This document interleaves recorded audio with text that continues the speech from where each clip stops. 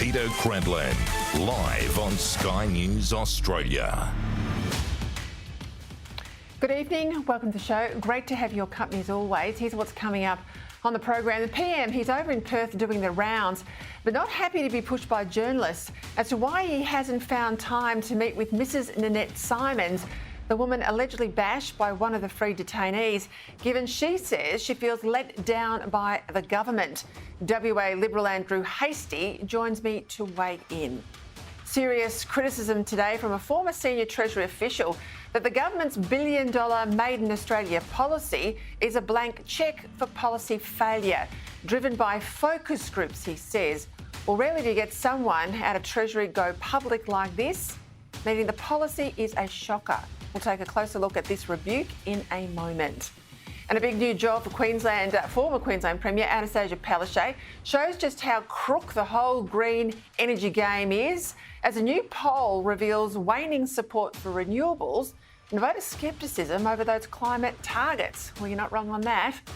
And the government's weakness on full display today when it comes to China, with shock revelations that no politician has taken Beijing to task over that near disastrous incident involving a Chinese fighter jet and one of our helicopters. The lives of our Australian Defence Force members at risk, and that's what's happening at the moment when the Prime Minister continues his silence. China doesn't know red lines if the Prime Minister doesn't point out very clearly where they are. We'll stay with this issue because when an Australian aid worker was mistakenly killed in Gaza, Prime Minister Anthony Albanese was immediately on the phone to rebuke his Israeli counterpart and to express Australia's anger and dismay. Fair enough.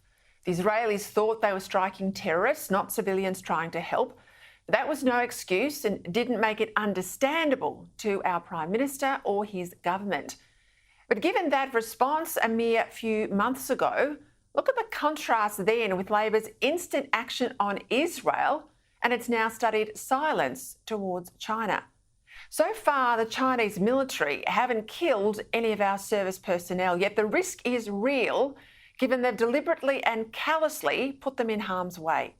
The latest example on the weekend was a Chinese fighter jet firing flares into the path of an Australian naval chopper on sanctions enforcement duty off the coast of Korea. When this incident was uncovered by the media, remember, the government didn't call a press conference here to disclose it. Defence Minister Richard Marles, well, he admitted that the action by the Chinese military was unsafe and unacceptable. This was an incident which was both unsafe and unprofessional. And when asked about it later while on the road in Queensland, again, no formal press conference, the Prime Minister said this.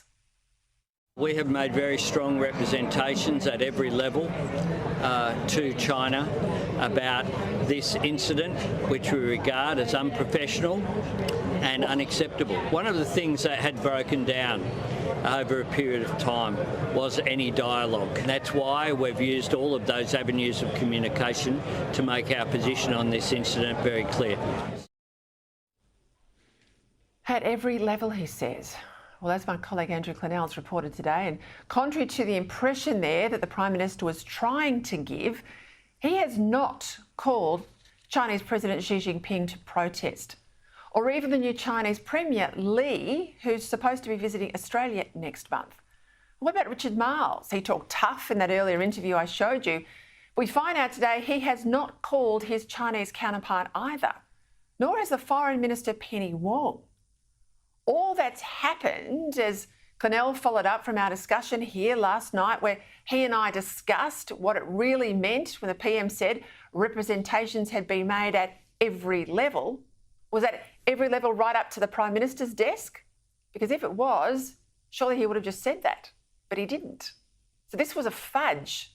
Those deliberate words used by Albanese were meant to imply that he had tackled the Chinese head on when he had done nothing of the sort. And shockingly, what's been uncovered was that the Australian Prime Minister might have talked tough when pushed on the threat to our military from the Chinese fighter jet, but he's done nothing at all. Nothing at all at a political level to signal Australia's displeasure with the Chinese. unlike the way he rebuked the Israeli PM. That was leader to leader. Any wonder, given how weak this Labor government is when it comes to China, that we then get this response from Beijing, an arrogant declaration that whatever happened, it was Australia's fault, says the Chinese, for daring to be in international waters close to China. What truly happened was an Australian military aircraft deliberately flew within close range of China's airspace in a provocative move that endangers China's maritime and air security. The situation was handled was consistent with our law and regulations, professional and safe. China has lodged serious protests to the Australian side on its risky moves. We urge Australia to immediately stop the provocations and hypes to prevent misunderstanding and miscalculation. The last time something like this happened, the sonar attack late last year on Australian Navy divers, well, news of that incident was withheld for some time, presumably so the Prime Minister wouldn't be put under pressure to raise the issue with President Xi when they were together at the G20 in the United States. Instead, the first the media heard about the altercation back then was when the PM's plane was safely in the air and on its way back to Australia. But there's a pattern here, isn't there? We're brave with our friends, but weak with our foes. Happy to rebuke Israel, but deeply reluctant to confront China, even though Israel never intended harm, but China plainly did. It was much the same in June 2022, when a Chinese fighter jet released flares and chaff in the path of an Australian maritime surveillance plane. Now, maybe the government silence then could have been justified by a new government's desire to reset the relationship with our biggest trading partner. That incident could be put down to perhaps an overzealous pilot. Well, maybe once they can say that, but not twice, and certainly not 3 times now. Yet still the Albanese government's reluctant, scared perhaps, to speak truth to power. Today, when pushed on this, the Prime Minister again tried to dodge the seriousness of the issue. I have said that we'll cooperate with China where we can, we'll disagree where we must, and we'll engage in our national interests. This is an area of disagreement. He's just running the lines. Government sources have been putting it around today that the Prime Minister will raise all of this behind closed doors with Premier Lee next month. I mean, sure. Does anyone really think the government wants the Chinese number 2 here and that they're going to give him a dressing down? No, the government wants him here to showcase the supposed friendship between Australia and the communist superpower. Let's not forget, the Prime Minister went over there last year on the anniversary of the Gough Whitlam, opening up of China. This will be all smiles and backslapping from us. And China, well, they'll respond. They'll be our friend, provided we behave the way they expect us to. If the government did want to show some displeasure, the best way would be to withdraw that invitation to Premier Lee. But don't hold your breath. There are just too many Labor power brokers in hock to China, and too many current Labor MPs are willing to put our national interest and that of our military personnel on the line for fear of an angry Beijing. Supine and weak as descriptors for the Albanese government doesn't even come close. Next week's budget will showcase the government's Future Made in Australia program, based on Labor's view that government ministers and government officials understand markets better than business. We've already had quite a few examples. $1 billion here to build solar panels on the site of the old Liddell coal-fired power station. Another $1 billion to an American company to build a quantum computer in Brisbane, and hundreds of millions of dollars for a whole lot of other handouts associated with the so-called green energy transition. Now, everyone wants Australia to be able to make things. But the best way to promote this is to remove all the existing obstacles to efficiency, like our artificially high power prices, thanks to the government's emissions obsession, too much regulation, too much union power, thanks to the government's indebtedness to the Green Left. Instead, the Albanese government's new protectionism has been directed at a series of unproven technologies like green hydrogen, or industries like solar panels, where over time we've been proven to be uncompetitive. Today in the Australian newspaper, a former senior Treasury official, David Pearl, well, he brilliantly called this out. He said that the Future Made in Australia initiative should be renamed a Future Made in a Focus Group. He said that the government's criteria for giving money to private businesses is about as rigorous, he says, as a shape-shifting blancmange. He drew a contrast with his time at Treasury when officials were, he says, trained to kill off or at least limit bad ideas coming from spending ministers. Then he said Future Made in Australia would have been seen as a blank cheque for policy folly. This is David Pearl, as I said, a former senior official in Treasury, and he's as blunt as this. I mean, rarely do you get this sort of frank public assessment from a high-ranking public servant, which says to me, this must be bad. Protectionism, said Pearl, is about more than picking winners. By merging politics and the commercial world, it corrupts both. Politicians become speculative investors, fatally undermining their capacity to manage the economy in the public interest. Business people, he says, become lobbyists, focused more on the Canberra bubble than their customers and their shareholders. Goodness me. This is the best analysis yet of the government's future white elephants policy. Honestly, I think the wheels are coming off the elbow bus and fast. It has been a busy day in and around Canberra. We'll go there now for the headlines. Sky News political reporter Trudy McIntosh. Detainee dramas set to drag on into budget week as the Prime Minister demands the coalition back deportation changes. We have put forward the strongest possible legislation. The government wants to pass laws imposing jail time for detainees who refuse to cooperate. But there's no guarantee the bill will go back before the Senate next week. The coalition wants major amendments and won't confirm if it will ultimately wave it through. Supermarket giants in the government's sights, fresh calls to make price gouging illegal. A Senate report has called for new powers for the competition watchdog, but the Greens-led inquiry was split on whether to bring in divestiture powers to break up the Coles and Woolworths duopoly. If we had more competition in the supermarket sector, we would have cheaper food and grocery prices in Australia. The government has ruled out bringing in forced breakup laws, but the coalition will continue the fight. Sky News understands the Nationals will take its divestiture policy to the party room next week. And tackling housing shortages set to be one of the big focuses in next week's budget. Another 20,000 fee-free TAFE places on offer for tradies at a cost of $90 million. It's designed to grow the pipeline of construction workers needed to meet Labor's target of 1.2 million new homes built over the next 5 years. The Treasurer today flagging more tax breaks for business will be included next Tuesday.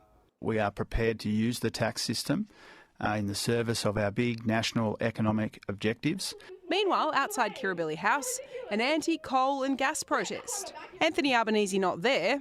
On the other side of the country, unveiling $500 million to bolster critical minerals. Trudy McIntosh, Sky News, Canberra. All right, we'll get into those headlines now and other stories. Sky News host, National Affairs Editor at the Daily Telegraph, James Morrow, joins me. And Sky News senior reporter from Sydney, Carolyn Marcus. Welcome to you both. The budget cell, it is on. They're all dancing out there with their fiscal tail feather. 6 days out, of course, from the Treasurer officially handing it down on Tuesday. Housing is set to be one of the centrepieces. Reports today that construction apprentices, well, they'll receive wage subsidies. Where else? From the taxpayer, the poor old taxpayer. And tradies, foreign tradies, are going to get their visas fast-tracked. It's all because Labor's pledged to build those 1.2 million new homes by the end of the decade. Well, it's woefully behind schedule. Some say they can never deliver it. And over in WA, where the PM was today, listen to this, the state government there wants to give anyone who owns a vacant home $5,000 cash if they rent it out for at least a year. Caroline, adding all of this up, all this largesse thrown around in the media today, my only question is, we are drowning in debt as a nation. Where's this money supposed to be coming from? Peter, that is a very good question. I mean, these subsidies that we're now expecting out of the budget next week, they won't come cheap. And that's on top of the multi-million-dollar other breaks for the industry to try and get this promise that seems to be a long, long way off being able to be delivered from happening in terms of housing supply. Let me run you through some of those figures today. Also announced $62 million for 15,000 new TAFE places linked to the construction industry, and those are all fee-free. $26 million for 5,000 places for pre-apprenticeship programs, and almost $2 million to fast-track visas for close to 2,000 foreign tradies. And all this while we're in major debt and in a cost of living crisis. I mean, we're still waiting for that $275 break we're supposed to be getting on our power bills. That's not happening. And then it's not much better when it comes to the state governments as well. The WA government is basically bribing people now, homeowners who have properties that have been vacant for a little while, $5,000 each if they list their homes as long-term rentals, and that's on top of the $10,000 they've promised people who've got properties on Airbnb to shift them over to long-term rentals. So, look, a lot of desperation to try and deliver on housing promises from both federal and state governments. And look, I make this point every time we get close to the budget. It's not government's money. Government has no money at all. Government doesn't make money. Government doesn't create jobs. Everything the government takes out of its pocket to spend is money that's already come from your pocket into there. So do not fall for this line, the government funding or government money or government announcements. It's your money. It's your money. Hey, Friday's going to be a big day, James. Tomorrow, the High Court will deliver its decision on that detainee case. This is ASF 17. We don't know his name. He's given that moniker. He is the man from Iran. He now claims he's bisexual, which means he can't be returned to Iran, and which, of course, punishes homosexuality. If the court agrees with him, this case will likely trigger the release of hundreds of other detainees. We're still dealing with a cohort of the last group let out, NZYQ. We learned today that the bloke accused of bashing Nanette Simons was heavily involved in distributing serious quantities of meth across WA. So far, only Andrew Giles has made a phone call to Nanette Simons. Today, the Prime Minister was asked if he would meet with her. My heart goes out. No one should be the subject of violence such as Nanette Simons had to put up with. I'm not currently scheduled to visit Nanette Simons. My heart goes out to Nanette Simons. This is a terrible tragedy. Tea and sympathy as far as I'm concerned, James. Why can't he meet with her? Well, exactly right, Peter. And I mean, this question raises so many issues. I mean, I'd love to tell some of the Queers for Palestine we see demonstrating at our university campuses about this case of our Iranian detainee and why he can't go home. But on the subject of the Prime Minister, you know, the way he phrased that was so telling. I haven't had anything scheduled for me to do this, you know, to talk to this woman who was bashed allegedly by this other detainee. It's so telling. And when you compare and contrast that to the way that he's talked about the issue of domestic violence and violence against women, you know, you really see that he sees, and it's such a funny case of projection, Peter, because he always accuses Peter Dutton every time of, oh, well, he's just making everything political. That guy's just being political. I'm the one who cares. And yet, this is a real big data point here, the contrast between these two issues and the way he reacts to them and how he emotes and who he emotes to shows that he is actually the one who sees everything, Peter, through that political lens. Now, if this case goes against the government, which it very much likely will, that's another 170 detainees and, you know, more responsibility that Andrew Giles is going to have to take, which he has ducked and bobbed and weaved every step of the way on this case since it went to the High Court. Here's one for you to follow up, James. I can guarantee you in his diary in Perth, there'll be Labor Party meetings, there'll likely be fundraisers. Now, if he can find time paid for by the taxpayer to be in Perth to do government business, to fundraise for the Labor Party or to go to Labor Party political meetings, He can find time for Nanette Simons. Let's see what you can find out when you get access to his diary. Let's go to Bruce Lehrmann. I was hoping, Caroline, I'm sure you were too, because you were at court again today, that once that judgment came down from Justice Lee, that was the end of it. We could draw a line under it, but that's not the case. What's the latest? I'm sorry to say, Peter, but this saga shows no signs of abating anytime soon.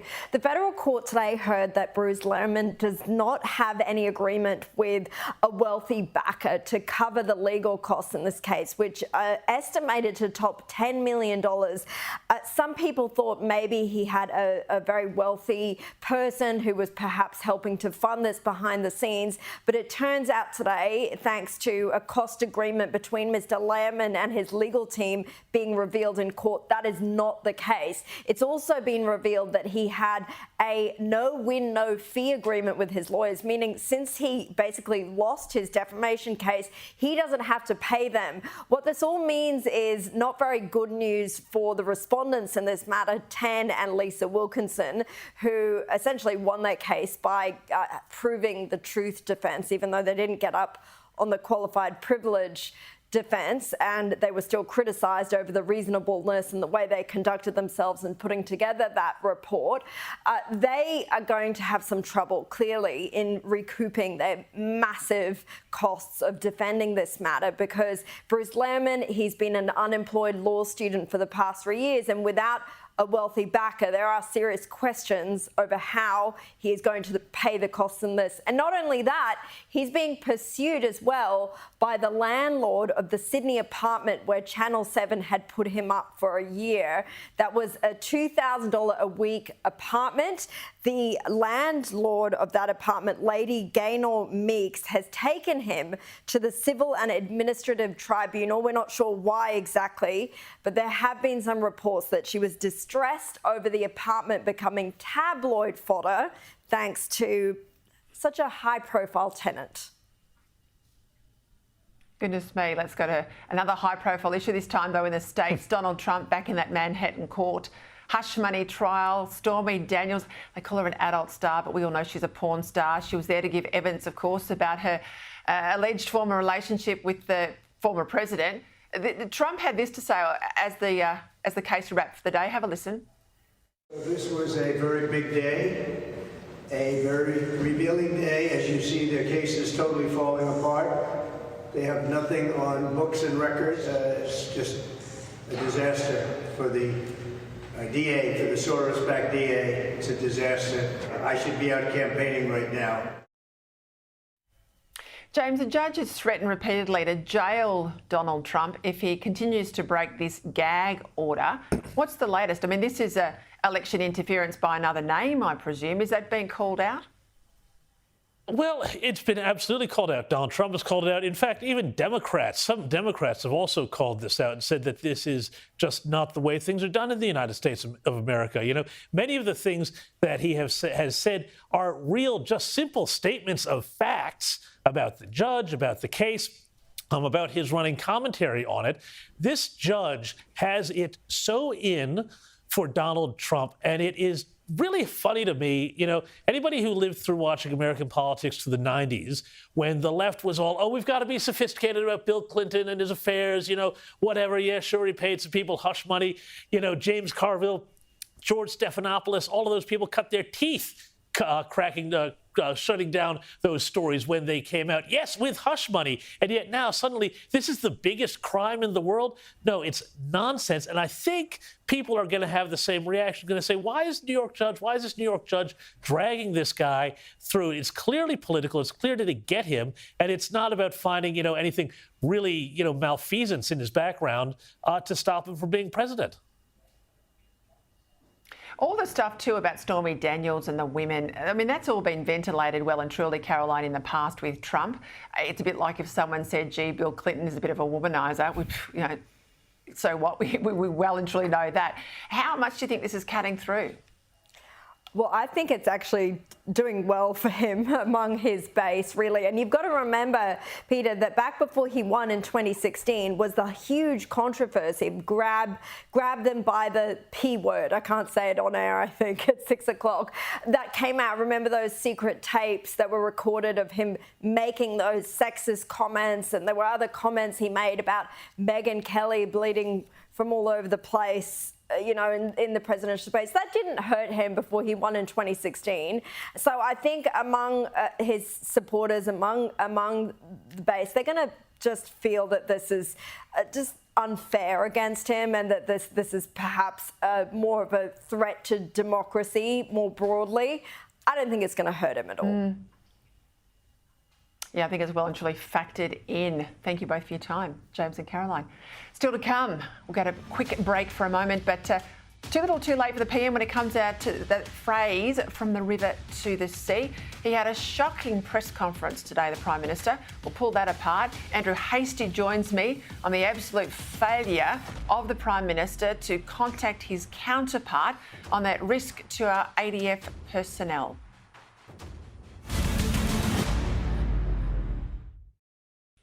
Welcome back. Still to come, growing scepticism from voters about renewables and Australia's climate targets as the government's green agenda really starts to bite. Now, that other story we've been following, of course, for the last couple of nights, Australian naval pilot, forced to take evasive action after the Chinese military dropped flares in international waters just off the coast of Korea.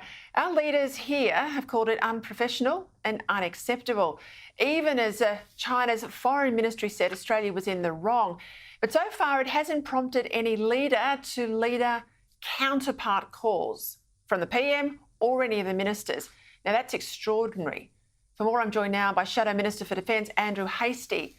Well, Andrew, this is no doubt a serious military incident, but no ministerial contact at all, no contact leader-to-leader either. Instead, this government has just sent off an official to do our bidding, much like Andrew Giles sent off or delegated to an official those decisions over detainees and bail.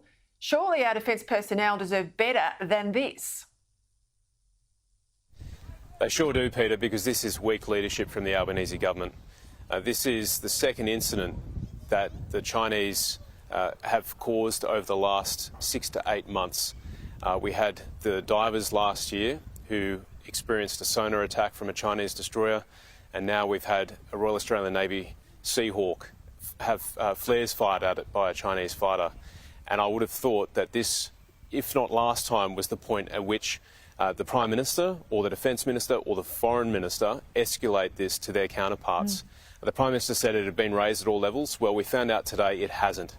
He's shown himself to be weak and dishonest. He should pick up the phone to President Xi and he should raise this directly for the sake of the uniformed personnel who do dangerous work on behalf of our country, because they need to know the Prime Minister has their back. And I think the failure to raise this with President Xi, the failure of Richard Marles to raise this with his defence counterpart, demonstrates that we're weak, and this will in fact incentivise the Chinese to normalise this sort of behaviour. Andrew, people say that this could likely result in the death of personnel if we do not call China out, if we do not force them to stop this behaviour. I mean, you've got a lot more operational experience than almost anyone else I know in politics. I mean, how likely is it, how risky is this that it could cost the life of one of our ADF? Well, the fact that they've launched a sonar attack against our divers and now they've fired flares, I mean, you know, on the face of it, this is risky behaviour, but you don't know what could go wrong. You don't know how a pilot might react or how someone underwater might react to a sonar attack. So this is extremely risky behaviour by the Chinese military. And that's why I've called it dangerous, reckless and foolish, because it could result in the loss of life. And that's why we need to put a boundary in place. This is basic schoolyard stuff here. If you're getting pushed around by a bully, you've got to push back and you've got to draw a line in the sand. And that's why it's so important the Prime Minister leads in this moment and picks up the phone to President Xi. Nanette Simons, Andrew, allegedly bashed, as we know, by a former immigration detainee during a home invasion. She says, and I think quite rightly, she felt let down by her government. She's had a call with Andrew Giles. The PM was in Western Australia today. He said he's got no plans to meet her. He was pushed pretty hard by journalists on this. I made the point a moment ago. I bet you he's got a fundraiser or a Labor Party event in Perth, but he can't find time for Nanette. Do you think he should have found time to meet with her? Absolutely, because that's what leaders do. Leaders, when things go wrong, go out to the person affected and they make sure they're okay. And that's what the Prime Minister should have done, because it happened on his government's watch. The Albanese government failed to keep Mrs. Simmons safe. They failed across a number of fronts. They shouldn't have let this alleged offender out on bail, and they should have insisted that he wore an ankle bracelet. They did neither of those two things, and so the Albanese government is responsible. And I would have thought the Prime Minister, travelling all the way out to Perth, should have made this a priority. I know Peter Dutton is a leader, and I know he would have done so had he been the Prime Minister, although I doubt this would have happened under his watch. I think you're right. I don't think he delegates away to tough decisions. I think Peter Dutton takes them himself. I need to ask you about this radicalised teen shot dead in Perth over the weekend. Allegedly, we're told this was because he was concerned about the government's support for Israel. But the PM's response today was again to deflect, to blame social media. Have a listen. I'd say about this incident, I do want to congratulate WA Police on the actions that they took. I also want to acknowledge the leaders of the Muslim community here in Perth who took strong action as well. Now, you mentioned the Muslim community there, but here's a comment from one of WA's most senior imams saying that they shouldn't have to condemn this. This outdated game of expecting Muslims to condemn and to apologise for something which was not nothing to do with them. Now, I agree, most Muslims have nothing to do with this, but community leaders, Andrew, they really do need to stand tall and condemn Islamists in the strongest possible terms, don't they? They certainly do, and I think one of the most confronting things about the weekend was that the young man who was shot after being radicalised, he was, I think, of Anglo-Saxon background. So it's not about ethnicity, Peter. This is about the contest of ideas. And in order to prevail in the contest of ideas, we need strong political leadership, we need strong local leadership, particularly from the communities that are affected. And so I would expect the Prime Minister and I would expect Muslim leaders to condemn this sort of behaviour and these sorts of ideas, because they have no place in modern Australia, especially if we're going to live together in a democracy where we have difference, but we can still tolerate those differences. What about this footage we've seen today too, Andrew? 5 men believed to be from West Africa are detained by Australian Border Force at the very tip of the Torres Strait on an island just a few kilometres from mainland PNG. This comes, of course, yet again on the back of declining aerial surveillance thanks to budget cuts from Labor. I suspect you want to see these cuts reversed in next week's budget, wouldn't you? I'd hope so. Labor is terrible at national security. We've seen what they've done to defence. Richard Marles is all over the place, can't articulate threats, can't articulate a strategy, can't articulate how he's going to resource his strategy. And on border security, we've seen temporary protection visas abolished. We've seen more than almost $500 million stripped out of the border security budget. We've seen surveillance hours reduced. And of course, all that does is incentivise people to come through our borders. We've had 13 vessels and more than 300 people arrive illegally on our shores, and that is solely at the Albanese government is responsible for that happening. They are solely responsible for it. You're not wrong. We'll both be looking at the same budget papers, I think, next week. Check out that budget line on aerial surveillance. Andrew Hastie, thank you as always. Right, let's bring the foreign editor now, the Australian Greg Sheridan. Greg, well, you would have heard Andrew Hastie there. I can't believe not a minister, not a leader, not the Prime Minister, no political person from the Labor Party has made a representation to the Chinese over that potentially catastrophic incident involving our ADF over the weekend. What do you make of it when you hear that sort of information? Well, I think you're right, Peter. It shows to me two things, how hollow the claim of a dialogue, a rich official dialogue is. I mean, what's the point of a dialogue if you can't have a discussion when the forces of one country are endangering the lives of the forces of another country? The other thing it shows to me is how weak our defence effort is. You know, that's one of only 3 modern warships that we have. So our entire Navy is engaged in that one exercise. But the other point I'd make, sometimes foreign leaders won't take the call, and prime ministers are embarrassed about revealing that publicly. Even, Prime Minister Albanese might not have wanted to ring Xi Jinping, but even if he'd rung the Chinese premier. But what I can't understand even more than that is why the Chinese ambassador hasn't been called in for an official diplomatic démarche. I mean, if you're not going to protest over this, well then, you are just utterly subservient and just leaving it to officials. You know, the truth is, nothing we do or say is going to change Chinese behaviour, but let's at least be part of an international campaign to highlight it, make it public and make them pay some political price for it. Yeah, well, I have to ask, Greg, I mean, they've got away now with the lease on the Port of Darwin, despite Albanese saying prior to being elected he was going to go hard on that issue. Well, he's rolled over. We've got this issue with the Chinese, obviously. We've had the other sonar issue, multiple other defence and security issues. We've got concerns about Chinese in our energy infrastructure. I mean, on and on it goes. I mean, other than selling a few lobsters and some bottles of wine, what has Labor actually done here beyond the trade relationship? Well, I think they've become very poor. I thought they started out well, and I'm non-partisan. I'll just reward performance. And they, perhaps based on the continuity of advice and natural caution when they got into government, I thought they started off well. But the Chinese have got them tricked into thinking that the relationship itself is the object of policy. And by the relationship, you just mean happy photo snaps with the Chinese leaders and the removal of those trade embargoes. We ought to have, here are 2 fundamental failures of national Australian policy, but I'd say honestly they're bipartisan failures.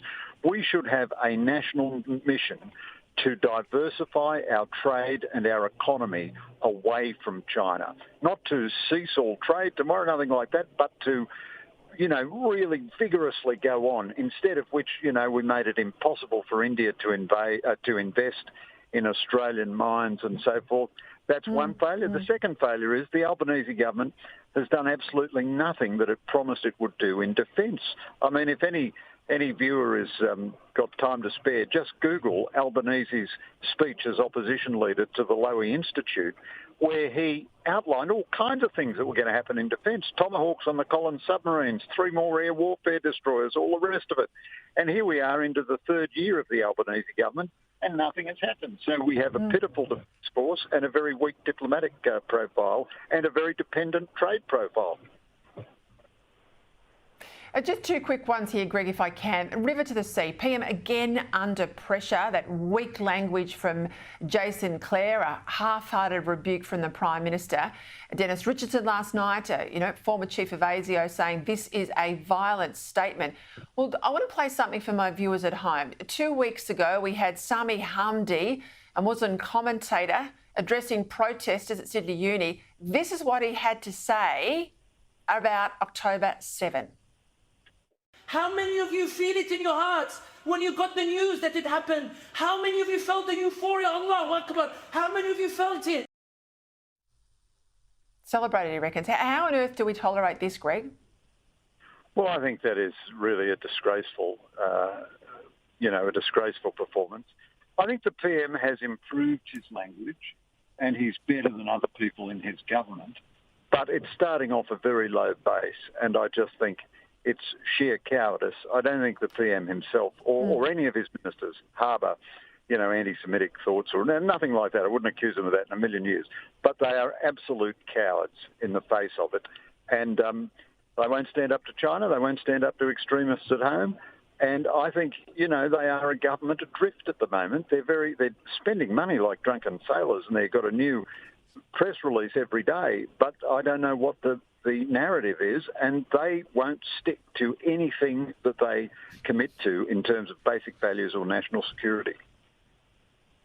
All right, I'm conscious we're almost out of time. I've got to ask you about this predicted vote in the United Nations General Assembly on Friday about recognising Palestine as a full UN member. Now, correct me if I'm wrong, I think the last time this went to a vote was in the Gillard era as PM and Australia abstained.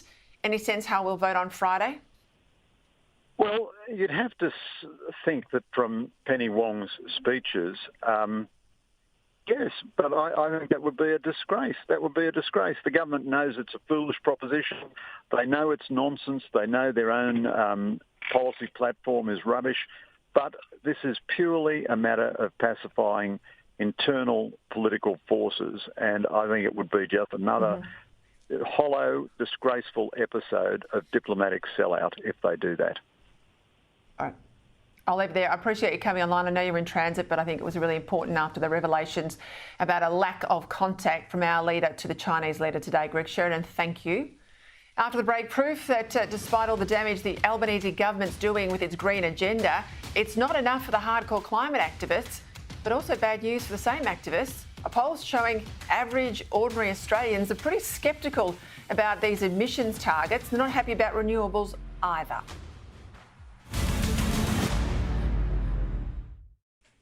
Kel Richards on his way, but before we get to that, let's bring in my panel. Shadow Environment Minister Senator Jonathan Duniam, Senior Fellow at the Menzies Research Centre, columnist at The Australian, and now currently short-term resident overseas, Nick Cater.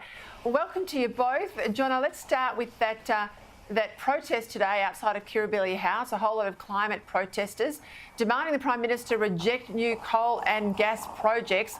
Let's look how much money they give us in the budget next week, because a new poll is out there revealing that Labor's losing faith with climate zealots and more, but also ordinary Australians. They're not happy either. The SEC Newgate Mood of the Nation poll found that only 57% of people support Labor's new emissions targets for 2030. That's down from 64% in February. And support for net zero, well, it's down to 56%. The activists aren't happy and ordinary Australians aren't happy. That's not a good place to be for the government. No, certainly not, Peter. Those numbers do prove, or indeed the images you're playing at the moment prove two things for me. The first one is that you will never appease the zealots. We could go back to living in caves and getting about on the backs of donkeys and they still wouldn't be happy, so they should abandon pursuit of trying to appease this crowd. Secondly, it proves that if a government goes about its business continuing to ignore what actually matters to the majority of Australians, and in this case it is the cost of energy, and sacrificing addressing that issue in pursuit of their ideological goals, you are going to lose the support of the voters. Those numbers bear that out. So hopefully, maybe ahead of the budget and the coming parliamentary sittings, Labor will adjust its course. But I highly doubt it. I think we're going to stick to the plan, and that is to force renewables down the throats of people when they can't afford them. Nick, you're coming to us tonight from Helsinki in Finland. They're pushing ahead with nuclear power. They've just recently switched on their newest reactor. So what's the latest? What can we learn from Finland? Well, Peter, I mean, right now, the Finnish electricity grid is about 90% low carbon. Now, that's ahead of where Chris Bowen wants to get to in 2030, and we are not going to get anywhere near that with renewables alone. So how's Finland done it? Well, hydro and nuclear. They opened the new Olkiluoto plant, the new Olkiluoto reactor last year, and that's pumping out about 2 gigawatts of energy constantly. It's one of the most efficient reactors in the world. And the other thing, Peter, is that electricity here is relatively cheap for Europe. It's about 17 euro cents a megawatt. That's about 40% cheaper than it is in Germany, where they've gone the renewables route. In fact, if you look at the table of energy prices in Europe, every country that has cheap energy in Europe, or cheap electricity in Europe, has got either nuclear or a lot of hydro, more hydro than Australia could ever build. So it's quite clear there's only one route, and it is the cheapest route, and that's what the Europeans are discovering. Oh, well done for this, Nick. Good on you for being over there. This will be fantastic while you're away. Hey, Jono, this talk that the government's not going to charge electric vehicles for using our roads. Of course, electric vehicles pay nothing through the excise on petrol to maintain roads. They're not going to do it till after the election. This looks like a vote grab to me. Oh, Peter, I think you'd be on the money there. I mean, look, no one likes a new tax, of course, but fair's fair. You're using roads, essential infrastructure. We have to pay for them like road users have for time immemorial. But of all the taxes to delay until after an election, I think speaks volumes. And if we could run the numbers over where the prevalence of EV drivers happen to be, I reckon we'd find them in the seats where Labor are fighting off Green candidates and worried about losing votes to them. I reckon there's a fair degree of interplay there, and call me a sceptic, but I reckon you're right. It is a vote grab. Hey, Nick, just quickly, I mean, when Australians voted in 2016 on the issue of same-sex marriage, Malcolm Turnbull promised that religious freedoms would be protected. It's now 2024. We've still got the issue has not been dealt with by the Parliament, and real concern today from Catholics in Tasmania, they're just the latest group, upset that their rights are being eroded.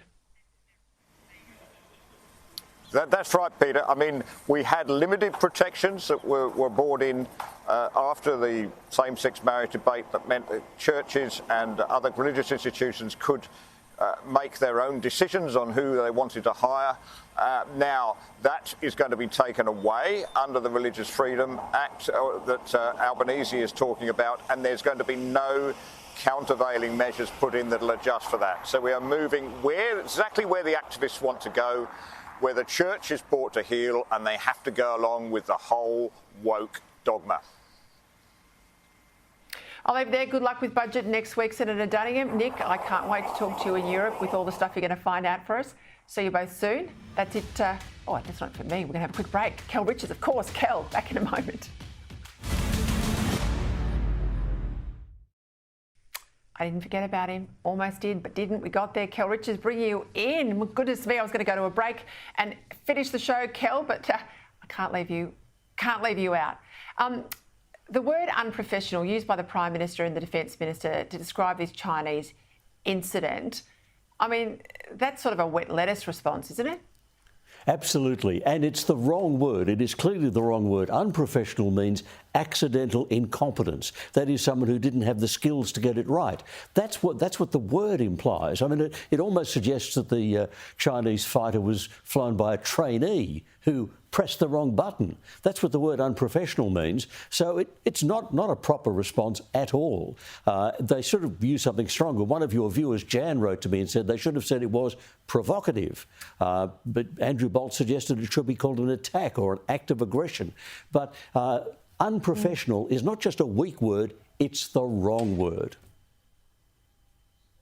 I think it's deliberately weak. I think that's exactly what they wanted. They wanted to have sort of a vanilla, almost a benign response. It might even have a translation into Mandarin that makes it even more benign than we have it in English. Hey, what about begs the question? Pamela wants to know where the phrase comes from and what's the correct way to use begs the question? Actually, my best advice is don't ever use the expression begs the question. It comes out of the world of philosophy. It names a logical fallacy, a statement in which the conclusion is already assumed to be true in the opening statements, a circular argument. That's what it means. It doesn't mean raises the question, doesn't mean avoids the question. Everyone misuses it. Everyone misuses it. So I do too then. I misuse it. Everyone does. So just drop it. Don't use it. We can't get it right. Just say it raises the question or it avoids the question. Do not say begs the question, because every philosopher in the world is tearing their hair out saying no, no, no, no, no. All right, learned something there. Thank goodness you're here. Encampment. Richard says, where does the word encampment come from? Obviously, we're using it a lot at the moment in relation to those pro-Palestinian encampments at universities. Give us some help.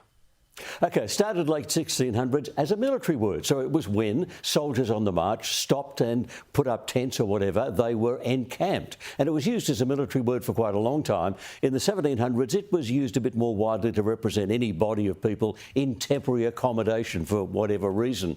What that means is, I was thinking, because it started out as a military word, it tempts me to say, maybe the military should come in and move these people off the lawns at the university where they don't actually belong, even though they think they own the lawns. So a military word it's not being misused, but it's being applied in a way that just makes us irritated that they are there.